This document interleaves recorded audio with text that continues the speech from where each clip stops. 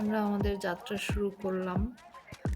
আমরা খুলনা থেকে রওনা দিয়েছিলাম। আমরা এখন মংলার দিকে যাব।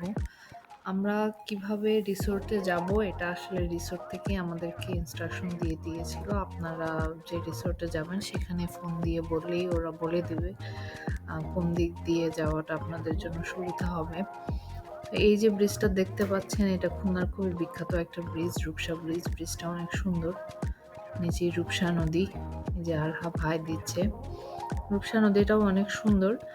তো সুন্দরবনে আসলে সাধারণত সবাই নৌকায় ঘোরে বা লঞ্চে করে হচ্ছে যে ঘোরাফেরা করে। আমরা সেটা না করে আমরা সুন্দরবনে রিসোর্টে থাকবো। রিসোর্টে থেকে আমরা সুন্দরবনের সৌন্দর্যটা উপভোগ করব। আর ওখানে বেশ কয়েকটা রিসোর্ট আছে এখন। আমি রিসোর্টের ফেসবুক লিঙ্কগুলো আমাদের ভিডিওর ডেসক্রিপশন বক্সে দিয়ে দিব। সেখান থেকে আপনারা দেখে বুকিং দিয়ে যেতে পারেন।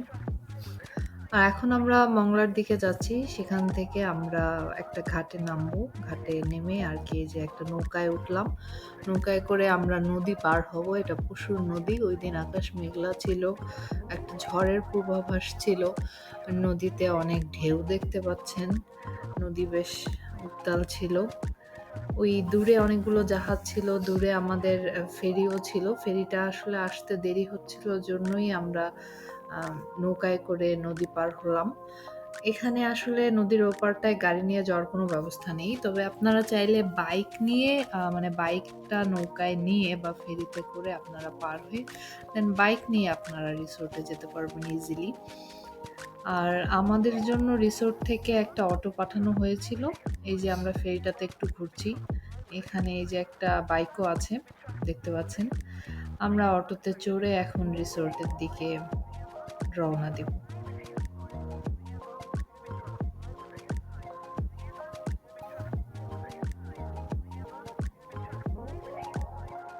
এই যে আমরা যাচ্ছি, যাওয়ার রাস্তাটা অনেক সুন্দর ছিল।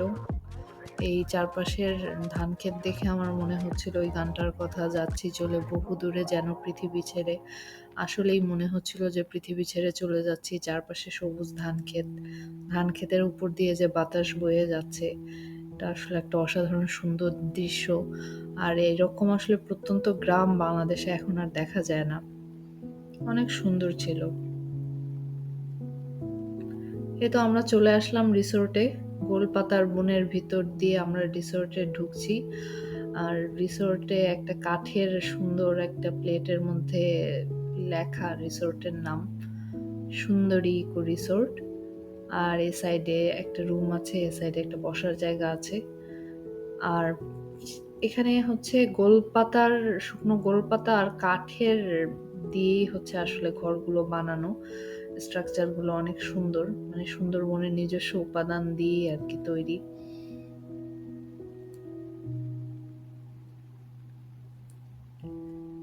রুমের ভেতরে একটা ঝুলন্ত বারান্দা ছিল, যে বারান্দাটায় আমি বসে আছি।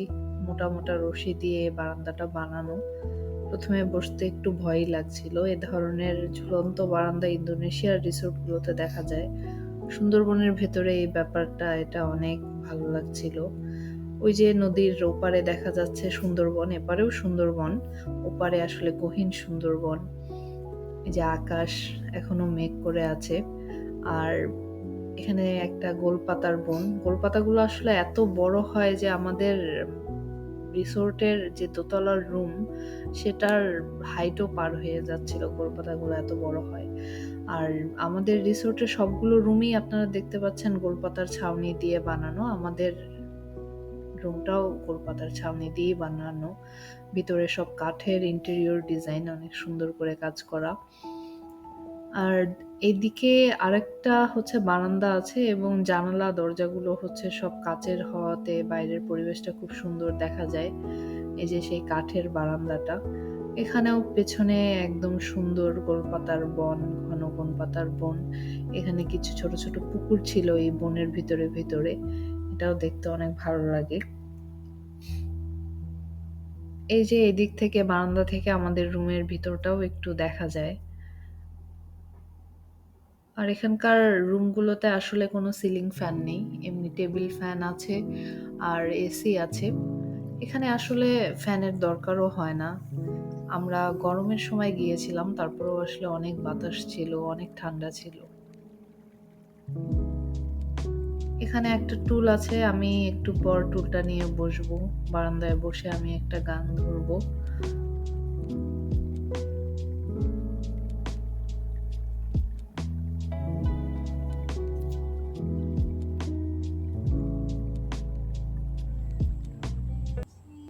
দুলেছি দোলায় বাঁশিয়ে বাঁশি সুর তুলেছি বুকের তলায় হায় মাঝে হলো ছাড়া ছাড়ি গেলেম কে কোথায় না না না না না না না তারপর আমরা নিচে ঘুরতে আসলাম। রিসোর্টের নিচে এখানে এই যে আরহা বাবার হাই দিচ্ছে। এখন নদীতে ভাটা চলছে, এজন্য পানি কম, আকাশ অনেক মেঘলা। এখানে একটা সতর্কবার্তা ঝুলানো আছে, বিপজ্জনক, পানিতে কুমির আছে। আসলেই কুমির ছিল। আমরা আমাদের সামনে দিয়ে অনেক কুমির সাঁতার কেটে যেতে দেখেছি। এখানে একটা ছোট নৌকা আছে, এটা এই রিসোর্টের নৌকা। আপনারা চাইলে তারা আপনাদেরকে বনের ভিতরে ঘুরে আনবে। আর এটা ওদের ডাইনিং স্পেস, এটাও দোতলায়, এটা অনেক সুন্দর। এখানে আপনাদের জন্য লো সিটিং এও বসার ব্যবস্থা আছে, আবার আপনারা চাইলে টেবিলেও বসতে পারেন। এটাও গোলপাতার ছাউনি দিয়ে তৈরি, আর এখানে কিছু বাঁশের ল্যাম্পশেড ছিল, যেটা আসলে সুন্দরবনের পরিবেশের সাথে যাচ্ছিল। এখানে একটা বৈঠকখানার মতো জায়গা, বসার জায়গা। এখানে একটা আমরা বিড়াল দেখেছিলাম, খুবই সুন্দর কিউট একটা বিড়াল। আমরা ওকে খুবই বিরক্ত করছিলাম ওঠার জন্য, কিন্তু অবশ্য আমাদেরকে পাত্তাই দিল না। আবার সুন্দর করে এসে ঘুমিয়ে পড়লো। কিউট একটা বিড়াল। এরপরে আমরা একটু বাহিরে সাধারণ মানুষের জীবনযাপন দেখতে গেলাম। সেটা দেখতে যেয়ে আমরা গরুর ঘাস খাওয়া দেখলাম, দেখে ভালোই লাগলো। তারপর বিকালের আকাশ উপভোগ করলাম। সুন্দরবনের বিকালের আকাশ, এই গোধূলির আকাশ, এটা আমার দেখা সবচেয়ে সুন্দর গোধূলির আকাশ। একটা কথা আছে যে মেঘের অনেক রং। এই গোধূলির সময়টায় আকাশটা দেখে আসলেই বুঝলাম যে আসলেই মেঘের অনেক রং হতে পারে।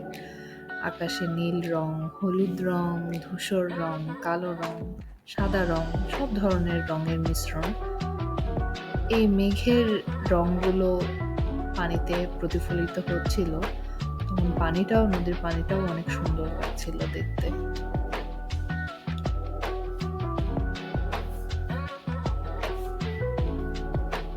আকাশ দেখতে দেখতে একটা কথা বলে নেই, আমি খাবারের ক্লিপগুলো নিতে পারিনি।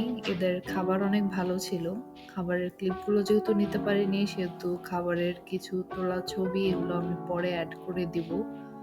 আর এখানেও আমরা কিছু সুন্দর সুন্দর ছবি তুলেছি, সেগুলোও আপনাদেরকে দেখাবো, পরে অ্যাড করে দিব।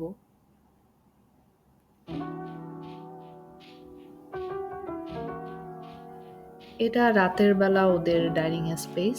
রাতের বেলা ওরা লাইটগুলো দিয়ে দেয়, অনেক সুন্দর লাগে। পানিতে চাঁদের আলো পড়েছে, ওইদিন সম্ভবত পূর্ণিমা ছিল, এই জন্য পানিটাও খুব সুন্দর চকচক করছে, জল করছে।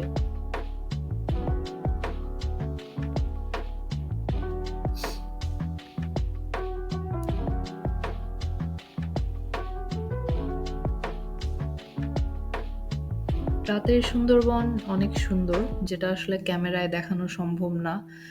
দূরে দেখতে পাচ্ছেন গোলপাতার বনের মধ্য দিয়ে দূরে ক্যাম্প ফায়ারিং হচ্ছিল। একটা চাঁদও আছে, সেটাও আসলে ক্যামেরায় এভাবে দেখানো সম্ভব নয়। অনেক সুন্দর ছিল রাতের পরিবেশটা। পরের দিন সকালে আমরা শাড়ি পাঞ্জাবি পরে রেডি হয়ে গেলাম। ওই দিন আসলে আমাদের 12টা, 12:30টার দিকে চেক আউট ছিল। তো আমরা যাওয়ার আগে সেজেগুজে একটু ছবি তুললাম। এই রিসোর্টে অনেকগুলো দোলনা আছে। আমি নিজেও দোলনায় বসে ভিডিও করছিলাম। আমার হাফ দোলনায় বসে বসে না আর কি, শুয়ে দোল খাচ্ছে। আর এই দিকটায় ওদের রিসেপশন আছে, একটু বসার জায়গা আছে। এখানে কিছু বই রাখা আছে, আপনারা চাইলে বই পড়তে পারেন। এই যে সেই ছবিগুলো, বৈঠকখানার কয়েকটা ছবি। তারপর গোলপাতার মাঝে তোলা আমাদের একটা সেরা ছবি। তারপর দোলনায় বসে আমাদের একটাই ছবি। তারপর সকালের নাস্তায় ওরা খিচুড়ি দেয়, এটা অনেক মজা ছিল। খিচুড়ি আর চা আপনি যত খুশি তত খেতে পারবেন, নিজেও বানিয়ে নিতে পারবেন। এই তো কয়েকটা রিসোর্টের নাম দেখিয়ে দিলাম।